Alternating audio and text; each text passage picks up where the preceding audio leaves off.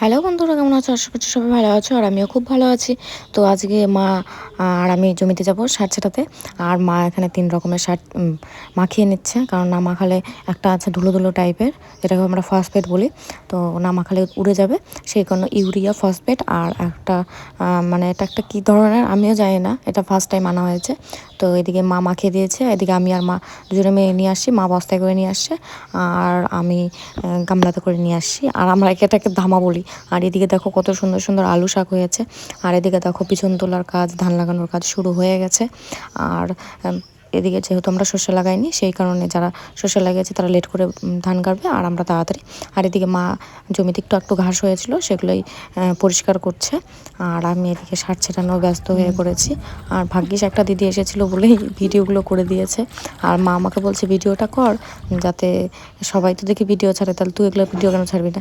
তো সেই বুঝে আমিও জমিতে মোবাইল নিয়ে চলে গিয়েছিলাম। তো আমি একটা মাটির ডলার পাশে রেখে ভিডিও করছিলাম। তো ওই টাইমে দিদি এসেছে, তো দিদিও কিছুটা ভিডিও করে দিয়েছে, আর ভিডিওগুলো ওই করে দিয়েছে।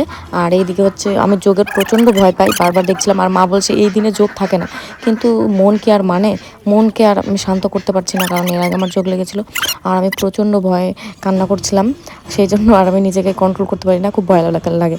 কার কার ভয় লাগে সেটা অবশ্যই জানাবে। আর এইদিকে দেখো মই টানছি, তার কারণে সার ছেটানোর পরে মই টানলে নাকি সারটা আর কি মিশে যায়, বা জলের সাথে ভালো সব দিকে সমান পড়ে। আর এই যে দেখতে পাচ্ছ, আমি গামলার মধ্যে মাটির দলা নিয়ে মই টানছি। আর আমি যখন ছোট ছিলাম, আমি না, আমাদের বাড়ির ধরতে গেলে সবাই, তোমরা কে কে করেছো আমি অবশ্যই জানাবে। হ্যাঁ, তখন আমার বাবা জেঠুরা সবাই বলতো যে কি বলে, ওই গামলায় বসাতো, তারপরে মই টানতো, মানে আমরাই তখন আর কি গরু হতাম। তো ওইভাবেই আর কি সেই দিনগুলো মনে পড়ছিল। তাই দিদি বলছিল আগে যখন আমরা ছোট ছিলাম তখন ওইভাবে কত মই টানতো, আমাদের নিয়ে বসিয়ে নিতে। আমি বললাম কি হ্যাঁ, মনে পড়ে। খুব ভালো লাগে সেই ছোটোবেলার কথাগুলো মনে পড়লে। তারপরে মই টানা হয়ে গেল, দিদি বাড়িতে চলে গেল। তো সেই কারণে আমি আর মা হচ্ছে বিছন তুলতে এলাম। আর ধানের চারা তুলতে এসে দেখি প্রচুর ঘাস বাছতে বাছতে অনেক টাইম লেগে যাচ্ছে। তো যাই হোক, বিছনের চারা তুলতে না প্রথম বেশ ভালো লাগে, কিন্তু যখন হাত মানে কেটে যায় বা কোনো কিছুতে লাগে, তখন খুব জ্বলে আর কষ্ট হয়, তখন আর মনে হয় না যে বিছনের চারা তুলি। তো যাই হোক, তুলতে তো হবেই, কারণ এই বাড়ির কাছে এইটুকু তো তুলতেই হবে।